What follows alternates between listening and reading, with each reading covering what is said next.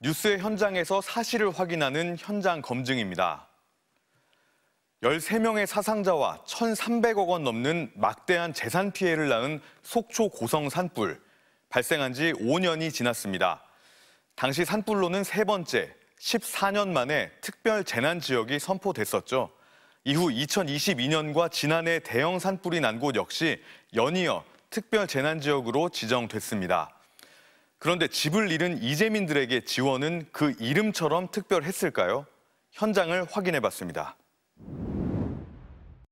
안타까운 인명사고도 발생했는데 누나를 구하려던 50대가 숨을 거뒀고 동해안 산불로 사망사고가 일어난 주택.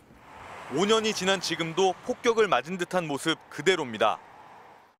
당시 산불이 옮겨붙으면서 철근은 저렇게 휘어있고 지붕은 내려앉아 있습니다.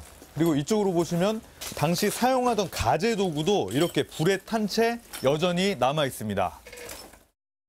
당시 불은 전신주에서 튄 불티가 주변으로 옮겨 붙으면서 시작됐습니다. 화재 책임이 있는 한국전력과 보상을 놓고 벌어진 소송이 이어지면서 철거도 신축도 시작조차 못한 겁니다. 산불로는 세 번째 선포된 특별 재난 지역도 주거 문제 해결에는 도움이 되지 않았습니다. 특별 재난 지역 선포로 피해 주민이 받게 된 혜택은 건강보험료와 전기, 가스요금 감면 등 12가지. 그중 주택 복구와 관련해서는 당초 책정돼 있던 복구비 외에는 추가로 지원되는 게 없었습니다. 체감할 정도로 조금 더 그런 게 없고 말만 뻗어나게 하고 고통의 나날 속에서 살 수밖에 없고. 그보다 3년 뒤 산불 특별 재난 지역이 된 울진 삼척 등도 상황은 마찬가지. 불탄 집을 새로 짓는 데 도움이 되는 건 없었습니다. 과연 이 지역이 재난 지역으로 이제 선포가 됐는가 하는 어떤 특별 재난 지역에 투입된 예산은 어디에 쓰인 건지 2022년 산불 당시 동해시의 복구 예산 내역을 입수해 살펴봤습니다.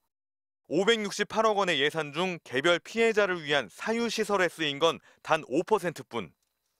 95%가 긴급 벌채와 조림 사업, 도로 및 군사시설 등 공공시설 복구에 쓰였습니다. 심지어 강릉시와 고성군은 2019년 산불 당시 관련 예산 43억 원을 산불과는 상관없는 운동시설과 버스 승강장 신축 등에 썼다가 감사원에 적발됐습니다. 전혀 보호를 못 받는 격이 돼가지고 겉으로 1차적으로 불났고 2차적으로 마음에서 불났고 급기야 2017년 강릉 산불로 집을 잃은 한 이재민은 적절한 보상을 요구하며 소송을 벌이다 생활고를 견디지 못하고 스스로 목숨을 끊었습니다. 회복되기가 되게 힘들었죠. 그 당시 상황에서는.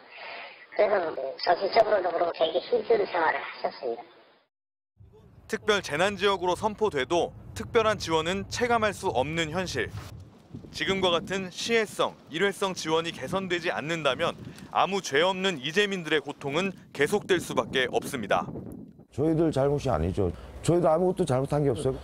화가 나는데 도대체 누구한테 화를 내야 되죠? 현장 검증 조국현입니다.